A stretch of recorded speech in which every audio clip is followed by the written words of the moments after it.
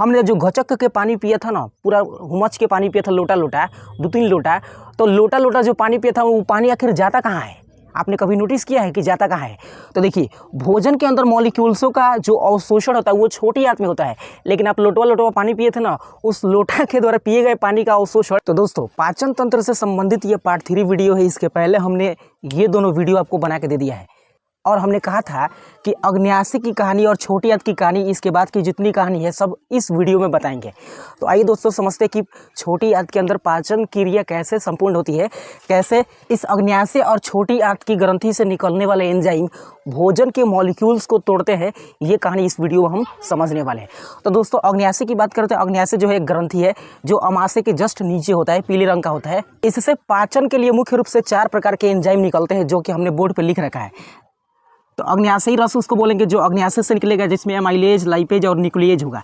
दोस्तों, भोजन के अंदर मुख्य रूप से स्टार्च, जिसको मंड बोलते हैं, और ग्लाइकोजन, इन दोनों को मुख्य रूप से एमाइलेज तोड़ता है। कौन तोड़ता है? एमाइलेज। और ये माल्टोज में तोड़ता है। एक चीज़ पहले क्लियर कर लीजिएगा कि अगर कोई एंजाइम होगा ना, एंजाइम, तो उसके पीछे एज शब्द लगा होगा। इंग्लिश में एज नहीं तो हिंदी में ऐसे एज लगा होगा। और अगर वो कार्बोहाइड्रेट होगा, कार्बोहाइड्रेट, तो उसके पीछे ओज शब्द लगा होता है, ओज। ठीक है, तो एक चीज़ क्लियर रखिएगा आपकी, अगर किसी नाम के पीछे एज लगा होगा तो एंजाइम होगा, और ओज लगा होगा तो कार्बोहाइड्रेट होगा। तो जैसे एमाइलेज, एमाइलेज हो गया, लाइपेज हो गया, न्यूक्लिएज हो गया, यानी ये तीनों के तीनों क्या है? तो एंजाइम है, जिसको अग्न्याशयी रस बोल रहे हैं। इनके पीछे एज शब्द लगा हुआ है। तो भोजन के अंदर जो स्टार्च और ग्लाइकोजन होगा ना, इन दोनों को तोड़ेगा एमाइलेज। किसमें? माल्टोज में। किसमें? माल्टोज में। तो माल्टोज के पीछे भी तो ओज लगा है, ओज। इसका मतलब कि माल्टोज एक कार्बोहाइड्रेट है, जैसे ग्लूकोज, फ्रक्टोज, गैलेक्टोज, हेमीसेलुलोज, ये सभी के सभी क्या है? कार्बोहाइड्रेट है, जिनके पीछे ओज लगा है। अगर हम लाइपेज की बात करें तो लाइपेज जो होता है ये वसा को वसा अम्ल और ग्लिसरॉल में तोड़ देता है। किसमें? वसा अम्ल और ग्लिसरॉल में। ठीक है। न्यूक्लिएज, न्यूक्लिक अम्ल को न्यूक्लियोटाइड में तोड़ता है। अब न्यूक्लिक अम्ल क्या है? आपने पढ़ा होगा कि यह न्यूक्लियस के अंदर, यानी केंद्रक के अंदर जो मिलने वाले अम्ल होते हैं, जिनको हम डीएनए या आरएनए के नाम से जानते हैं, तो ये दोनों के दोनों न्यूक्लिक अम्ल होते हैं, जो प्रत्येक कोशिका के केंद्रक में पाए जाते हैं। ठीक है, तो इनको तोड़ने के लिए न्यूक्लिएज एंजाइम है। नाम से क्लियर है दोस्तों कि न्यूक्लिएज एंजाइम न्यूक्लिक अम्ल को न्यूक्लियोटाइड में तोड़ता है। न्यूक्लिएज न्यूक्लिक अम्ल को न्यूक्लियोटाइड में तोड़ता है। तो ये 3 एंजाइम जो है अग्न्याशयी रस है और भोजन के अंदर के मॉलिक्यूल्स को तोड़ते हैं। उसके बाद छोटी आंत की शुरुआत होती है। अगर छोटी आंत की हम बात करें तो भले इसका नाम छोटी आंत है, लेकिन इसकी लंबाई 6 मीटर है। कितना? 6 मीटर। छोटी आंत की लंबाई 6 मीटर, और इसकी चौड़ाई की बात करें तो ये 2.5 सेंटीमीटर चौड़ा होता है। कितना? 2.5 सेंटीमीटर चौड़ा होता है। ठीक है। छोटी आंत के कुल 3 हिस्से हैं। इस डायग्राम में आप देखिएगा तो यहाँ से छोटी आंत की शुरुआत हो रही है और लास्ट यहाँ तक जुड़ा हुआ है। तो छोटी आंत के 3 भाग होते हैं। ठीक है, जिसमें मुख्य रूप से एक होता है ग्रहणी। सबसे प्रारंभिक भाग ग्रहणी होता है, बीच वाले भाग को जेजुनम कहते हैं और अंतिम भाग को इलियम कहते हैं। यानी ग्रहणी, जेजुनम, इलियम, ग्रहणी, जेजुनम, इलियम, ये उसके क्या है? नाम है। हिंदी में अग्र आंत बोलते हैं, मध्य आंत और पश्च आंत बोलते हैं। ठीक है, अग्र आंत जो होता है ये अमाशय से जुड़ा होता है, और पश्च आंत जो होता है, जिसको इलियम बोलते हैं, ये इलियम बड़ी आंत से जुड़ा होता है। ठीक है, याद रखिएगा। अब देखिए दोस्तों, छोटी आंत की अब बात करें तो छोटी आंत के अंदर पाचन की क्रिया पूर्ण होती है। अगर आप कोई आपसे कहे, चाहे एग्जाम में पूछता है 1 नंबर में कि पाचन की क्रिया कहाँ पूर्ण होती है, तो ये स्मॉल इंटेस्टाइन में होता है। ठीक है, छोटी आंत में पूर्ण होता है दोस्तों। अब कैसे पूर्ण हो रहा है छोटी आंत के अंदर? तो छोटी आंत के अंदर भी कुछ ग्रंथि है जो मुख्य रूप से कुछ एंजाइम बनाती है, और एंजाइम के पीछे ओज शब्द लगा होता है। तो छोटी आंत के जो अंदर जो ग्रंथि होती है उसको हम आंत ग्रंथि के नाम से जानते हैं। ठीक है, उसको इंटेस्टाइन ग्लैंड के नाम से जानते हैं। अब ये जो ग्रंथि है ना, मुख्य रूप से बहुत सारे एंजाइम को निर्मित करती है, जो भोजन के अंदर के मॉलिक्यूल्स को ब्रेक डाउन या ब्रेकअप करते रहते हैं, जिनमें मुख्य रूप से पेप्टाइडेज है, लाइपेज है, इन्वर्टेज है, माल्टेज है, लैक्टेज है और न्यूक्लिएज है। अब देखिएगा तो सबके पीछे एज शब्द लगा हुआ है। क्या लगा हुआ है? एज। और ये सबके सब एंजाइम है। ठीक है, अब ये एज शब्द वाले एंजाइम है तो आखिर किसी ना किसी चीज़ को तोड़ेंगे जो भोजन में उपस्थित होगा। ठीक है, तो पेप्टाइडेज की बात करें तो पेप्टाइडेज जो है ये पेप्टोन को तोड़ता है। किसको? पेप्टोन को तोड़ता है एमिनो अम्ल में। पेप्टोन किसका रूप होता है? तो पेप्टोन होता है प्रोटीन का रूप। याद कीजिए, जब हमने आमाशय का संरचना पढ़ाया था तो उसमें बताया था कि जाइमोजन कोशिका से पेप्सिन निकलता है जो निष्क्रिय होता है। इस पेप्सिन इस पेप्सिन को हाइड्रोक्लोरिक अम्ल सक्रिय बनाता है, जिसके कारण भोजन में उपस्थित जो प्रोटीन होता है उस प्रोटीन को पेप्सिन पेप्टोन में बदल देता है। किसमें? पेप्टोन में। और हमने ये भी बताया था कि भोजन के अंदर सबसे कॉम्प्लेक्स पदार्थ कौन होता है? तो प्रोटीन होता है। प्रोटीन का पाचन लंबे समय तक होता है क्योंकि वो कॉम्प्लेक्स पदार्थ है, क्योंकि वो 20 प्रकार के एमिनो एसिड से बना होता है। समझ पा रहे हैं क्या? तो अगर कोई जीव शाकाहारी है, इसका मतलब कि उनमें पाचन की क्रिया लंबी समय तक चलने वाला है। ठीक है, तो लंबा समय तक चलने वाला है तो छोटी आंत की लंबाई ज़्यादा होना चाहिए। ठीक है, इसलिए जो शाकाहारी जीव होते हैं, जो मांस मछली लेग पीस नहीं खींचते हैं, उनके अंदर छोटी आंत की लंबाई बड़ा होता है, यानी औतरी की लंबाई बड़ा होता है। या शाकाहारी जीव जंतु जैसे गाय, भैंस, बकरी, हाथी हो गई, उनमें छोटी आंत की लंबाई ज़्यादा बड़ा होता है, क्योंकि पेड़ पौधे घास फूस खाते हैं जिनमें सेलुलोज की मात्रा ज़्यादा होता है, और सेलुलोज को पचाना इम्पॉसिबल ही नहीं, नामुमकिन है। माने पच जाएगा, टाइम लगेगा ज़्यादा, तो रास्ता भी तो लंबा होना चाहिए। तो याद रखिएगा, तो छोटी आंत की लंबाई कम होगा मांसाहारी जीवों में, क्योंकि मांसाहारी जीव जो होते हैं, जीव जंतु खाएंगे जल्दी पाचन हो जाता है, और पेड़ पौधों में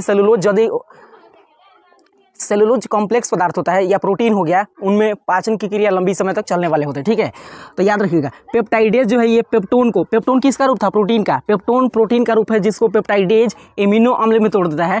अब एमिनो अम्ल की बात करें तो ये 20 प्रकार का होता है। ये आगे आपको अपर क्लास में या 12th में आपको पढ़ाया जाएगा। जैसे थाइमीन होता है, मिथ्योनिन होता है, एलानिन होता है, ऐसे करके बहुत सारे होते हैं, 20 होते हैं।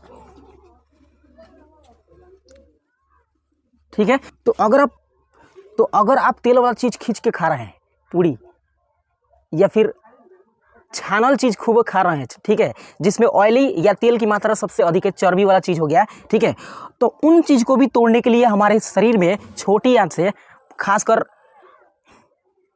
अग्न्याशयी रस के रूप में भी लाइपेज होता है। तो लाइपेज क्या करता है? वसा को तोड़ता है। किसको? वसा को। वसा यानी फैट यानी चर्बी। अगर आप तेल पी रहे हैं ना 1 लीटर, तो उसको तोड़ने के लिए कौन जिम्मेवार है जी?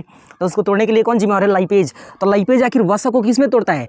तो वसा अम्ल और ग्लिसरॉल में तोड़ता है। किसमें? वसा अम्ल और ग्लिसरॉल में तोड़ता है। याद रखिएगा दोस्तों, इसमें से ना एक और क्वेश्चन निकाल के पूछ देता है, खुदरा क्वेश्चन, कह के बताइए इसको कौन तोड़ता है, किसमें तोड़ता है। ठीक है, उसके बाद हम बात करते हैं इन्वर्टेज। तो इन्वर्टेज एक एंजाइम है जिसके पीछे एज लगा है। ये सुक्रोज को, किसको? सुक्रोज को ग्लूकोज और फ्रक्टोज में तोड़ता है। यानी इन्वर्टेज सुक्रोज को ग्लूकोज और फ्रक्टोज में तोड़ता है। मतलब 2 को जी, एगो ग्लूकोज और एगो एफ, मतलब फ्रक्टोज।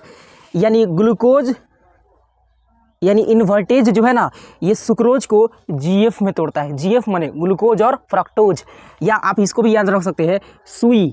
ठीक है, सुई मतलब सुक्रोज को तोड़ता है इन्वर्टेज, किस में? तो जीएफ में। जीएफ का मतलब गर्लफ्रेंड नहीं होता है, ग्लूकोज और फ्रक्टोज होता है, याद रखिएगा।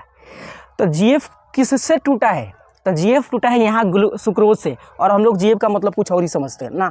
जीएफ का मतलब ग्लूकोज और फ्रक्टोज, गर्लफ्रेंड ना। ठीक है, तो ये किसका रूप होता है? सुक्रोज का, जो इन्वर्टेज तोड़ता है। उसी तरह से अगर माल्टेज की बात करें, माल्टेज, तो माल्टेज तोड़ता है माल्टोज को। किसको तोड़ता है? माल्टोज को। यहाँ देखिएगा ना दोस्तों कि माल्टोज किसका रूप था? तो माल्टोज रूप था स्टार्च और ग्लाइकोजन का। तो स्टार्च और ग्लाइकोजन का जो रूप था माल्टोज, इस माल्टोज को दोबारा रिपेयरिंग या दोबारा कौन तोड़ रहा है? तो वो तोड़ रहा है माल्टेज। अरे नाम से क्लियर है। ग्लूकोज को ग्लूकेज तोड़ता है, न्यूक्लिक अम्ल को न्यूक्लियस तोड़ता है। आसान है याद करना, नहीं तो एक ट्रिक बताएंगे बाद में, याद कर लीजिएगा। ठीक है, अब माल्टेज की बात करें तो माल्टेज माल्टोज को ग्लूकोज में तोड़ता है 2G में तोड़ता है। 2G 4G ना 2G, ग्लूकोज। उसी तरह से लैक्टेज जो है, लैक्टेज एक शर्करा है, लैक्टेज एंजाइम है। लैक्टोज जो दूध के अंदर मिलता है, अगर आप दूध घटक के पी रहे हैं तो दूध के अंदर जो शर्करा लैक्टोज है, उसको लैक्टेज तोड़ता है किसमें? ग्लूकोज और ग्लूकोज में। ठीक है, और लास्ट है न्यूक्लिएज, जो न्यूक्लिक अम्ल को तोड़ता है किसमें? न्यूक्लियोटाइड में।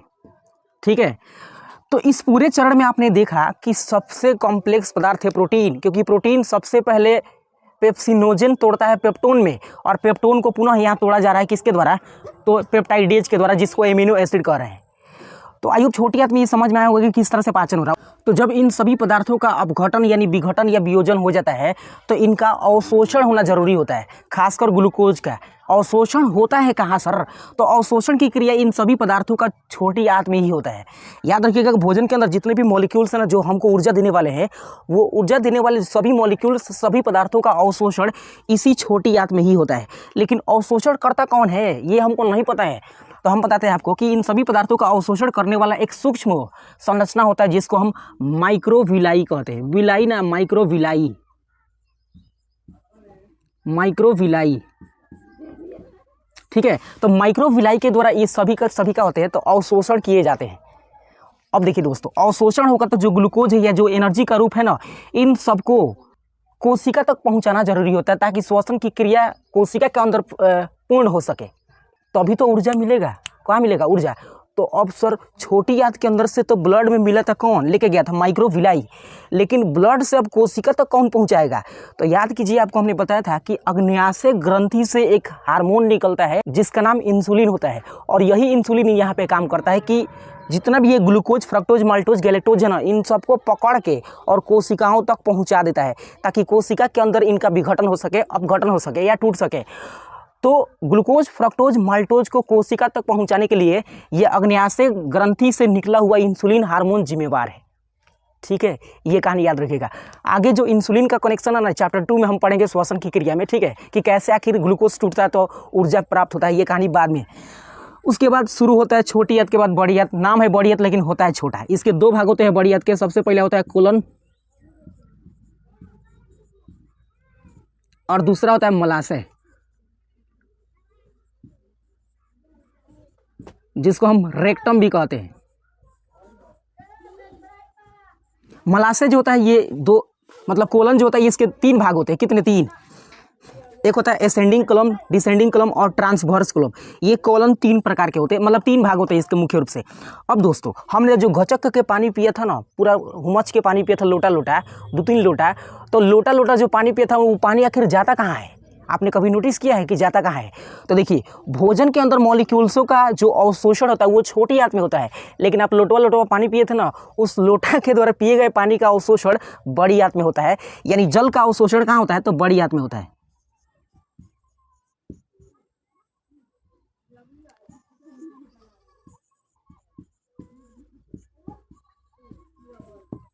ठीक है, जल का अवशोषण क्या होता है? बड़ी आंत।